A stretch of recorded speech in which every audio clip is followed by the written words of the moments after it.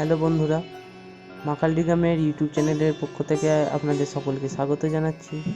আজকে আপনাদের নিয়ে যাব গ্রামেরই একটি প্রাচীন শিব মন্দির দর্শন করাতে।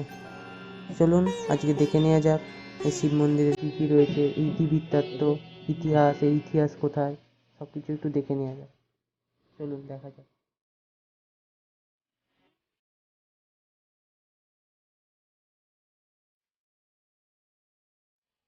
আমরা চলে এসেছি শিব মন্দির বাড়িতে।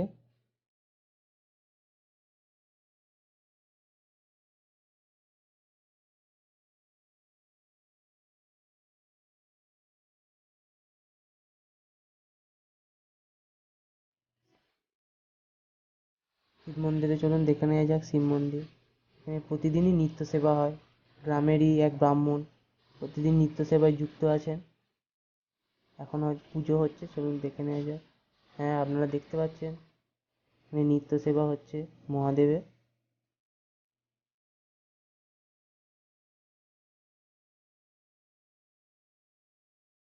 নিত্য সেবার পাশাপাশি প্রতি বছরই শিবরাত্রিতে পুজো হয়।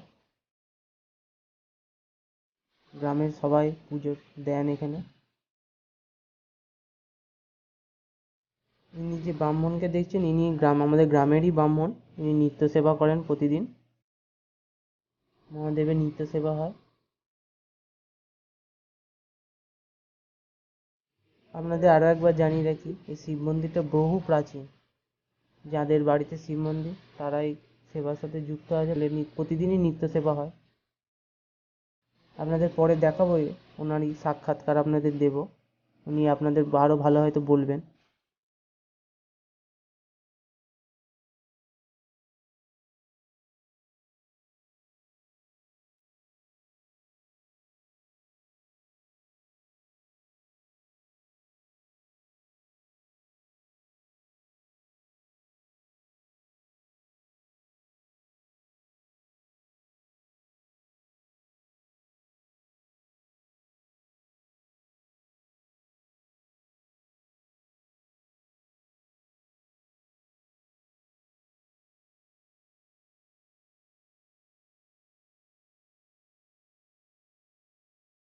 দেখতেই পাচ্ছেন ভাঙা বাড়ি, অনেক পুরনো বাড়ি।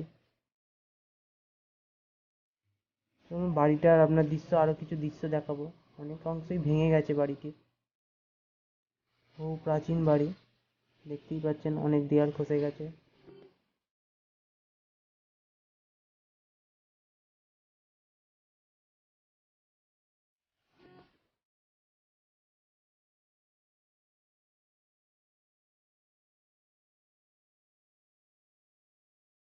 একটি পাতকুয়াও রয়েছে, এখন তো পাতকুয়া দেখা যায় না বললেই চলে।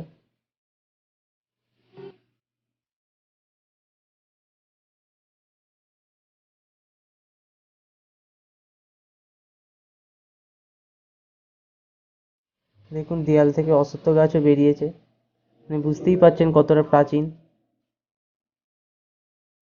বাড়ির বাইরে একটা যাওয়ার রাস্তা, দরজা রয়েছে। আপনাদের এবার নিয়ে যাব যার বাড়ি, তারই সাথে সাক্ষাৎ করাতে এই মন্দিরের ব্যাপারে। আপনাদের হয়তো অনেক কিছু আরো বলতে পারবেন।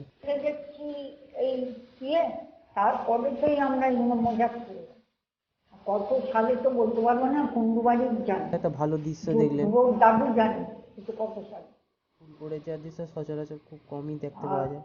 পুজো তো অনেক আগেই হয়ে গেছে। এই মজাকটা আমরা নিজেরা করেছি আর কি। ছোট ভাই কোটা টাকা দিয়েছিল, আমরা করেছি। আর মন্দিরটা বহুত পুরো, বোধ হয় 1415 আগে,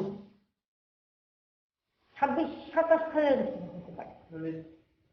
1400 বোধ হয়।